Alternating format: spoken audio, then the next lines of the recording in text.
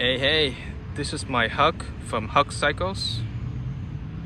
I got this bike in April of 2021, so I got it for over a year now. Pretty happy with it. It's great to ride around in the city, around town. I've done a few mods to it, so for today, let's just go over the mods. So before we do that, let's just do a quick walk around of the bike.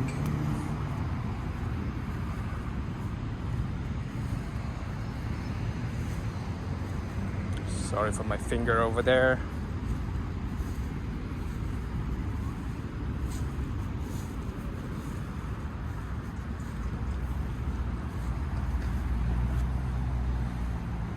Alright, so let's go over the front. So in the front, what I did is I installed a fairing over here just to give it that look. So also added the decal, the red decal that goes all the way from the front to the rear for that continuous look. The fairing is from eBay. It's like $20. The thing with this fairing is that the bracket is kind of tall, so when I install it, it was kind of like high up here, and there's a gap between the headlights and the fairing. So what I did is I use a Dremel. I cut the bracket, drill a hole, and make it sit flush with the headlights. It looks so much better. You know, looks like it's made for the bike. I also replaced the stock headlights with these LEDs headlights from Amazon. They're like $40. Very simple install. Just splice a couple wires and that's it.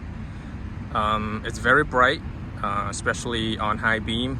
It's bright, and it's a lot brighter than my Harley. So very happy with it, and especially for $40. Going down, I have the fender.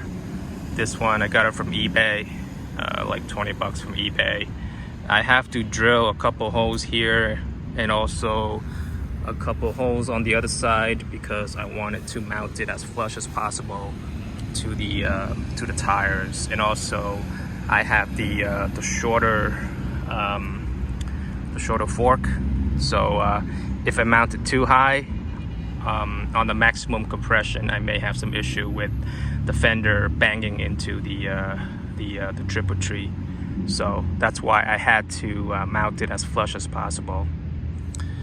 All right, so it's pretty good there, very solid.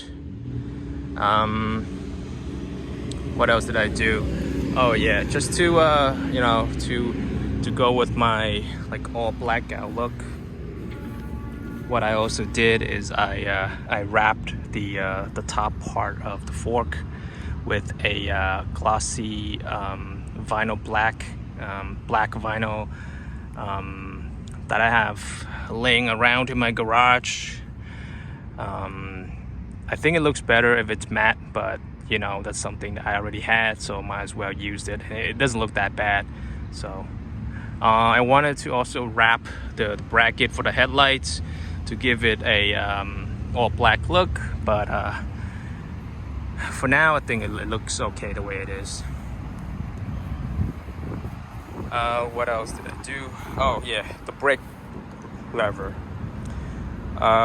This one I got it from AliExpress. No, actually I got it from Amazon also. They're like $20. The quality is okay. The machining, and there's like rough edges everywhere. The paint isn't that great, but it works. Very solid, very rigid, feels good in the hand. So yeah, very happy with it, especially for $20. It's also adjustable, so I can. This is the closest number one, so it's as close as possible to the handlebar. But if you have longer fingers, you can always adjust it to 2, 3, 4, 5, 6, and push it further away from the handlebar. On this side, I had an issue with the what is it? Yeah, it's kind of it wiggles a little bit over here, and I didn't like that. So what I did is I took a soda can, I cut like a round collar, drill a hole, and use it as a shim, insert it over here, and now it's solid. Like it feels very solid when you pull it. All right. Next up is the mirror. So I went with the bar end mirror. So there's like a hole over here. So what I did is I got these holes are M8. So just make sure that it's M8 when you buy those. What else? Yeah, so these are from Amazon for like $12. They are red, so they goes with the theme that I was going for, but you can also get it in different colors. The bar end mirror. You know, this bike is built from Amazon parts. It's a lot cheaper to build compared to my Harley, but you know, it's nice. You know, it works. So this is my bar end mirror from Amazon also. I think I got it for like $40. It's metal, it's aluminum, so it's solid, very strong. It doesn't vibrate, it doesn't wobble, especially when you're going fast. So I like it a lot. And of course, you know, when you go for a cafe racer style look, bar end to me is a must. So next up is my quad lock foam mount.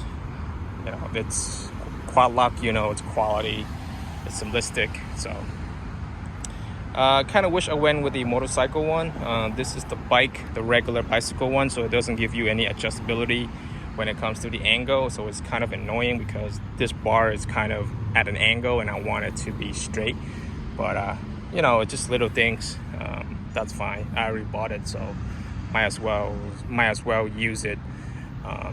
And it's an e-bike, so it doesn't vibrate, so I don't have to worry about my phone camera getting messed up when I ride. And next up is my favorite mod of this bike, which is the clip-on setup. So what I did is I install a I believe 1.5-inch riser over here, and then I have an adapter from Steady Garage. And then I bought a clip-on handlebar from Amazon,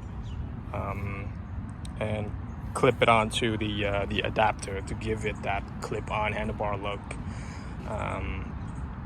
For this bike, it's something that I wanted to have. So yeah, it looks good. This is my favorite mod of the bike. The adapter here is kind of expensive. It's like over $140, but it's good quality. So to me, it's worth it, especially for the handlebar and for a bike like this where you're gonna be going at like 50 and 60. You want something quality. You don't want stuff to break while you're going that fast.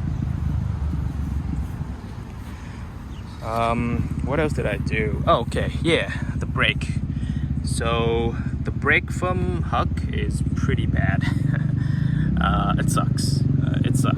It doesn't give you stopping power and no confidence at all. Yeah, sorry, Huck. So what I did is I replaced it with a brake setup. This is similar to what Onyx use on their bike. I got this setup from the bracket itself. I got it from Treatland, and the caliper and the rotor and the pads I got it from AliExpress. So it was a friend. His name is Jack Lee, and he was the first one that did it on his bike, and he recommended it to me. So thanks a lot, man. Appreciate the help. And it gives the bike a lot more stopping power, and you know, give you more confidence when you ride the bike. Okay, all right. So going back here, I got this bag over here. Originally, I did the brown saddlebags on the side, as you can see on my previous videos, and a lot of people asked me about it.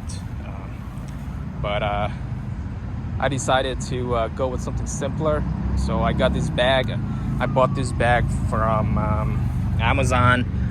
It's called Rhino. What the hell is that? Whatever that is. Yeah, from Amazon. I use it on my bicycle, and I just kind of transfer them over. Let me see what this is. Oh yeah, PAX conversion. Pretty simple. I didn't like the clicking noise coming out of the bike.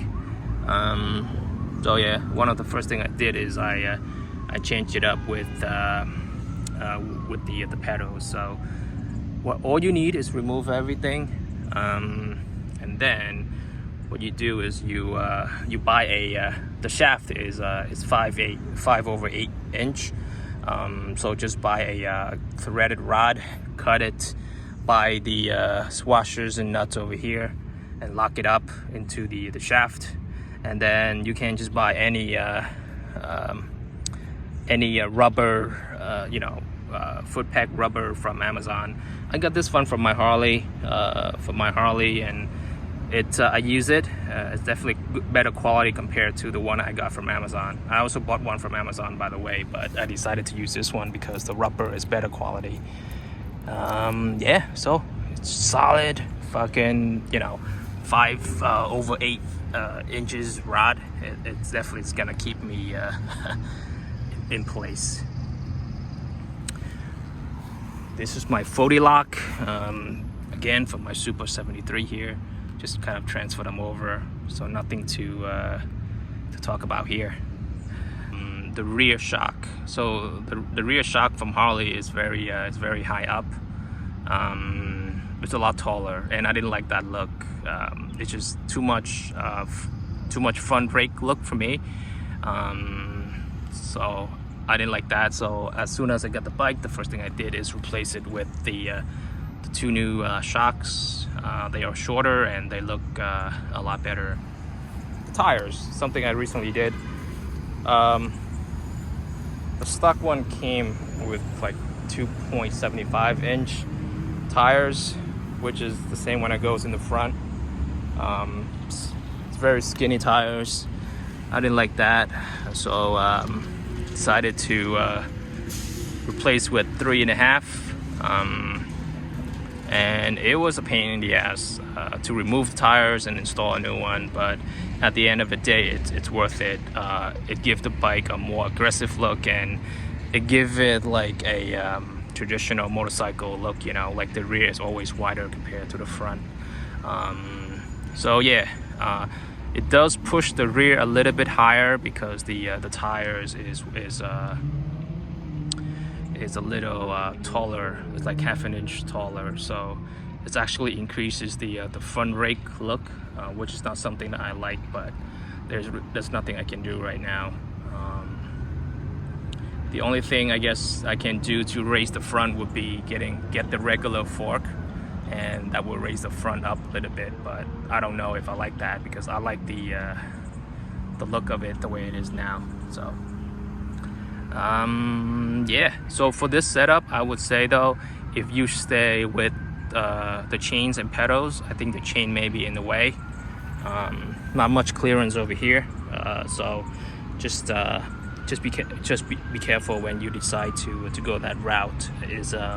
The chain definitely is gonna be in the way if you still have the chains and the pedals. All right, so another thing, when I put these tires on, I had an issue over here,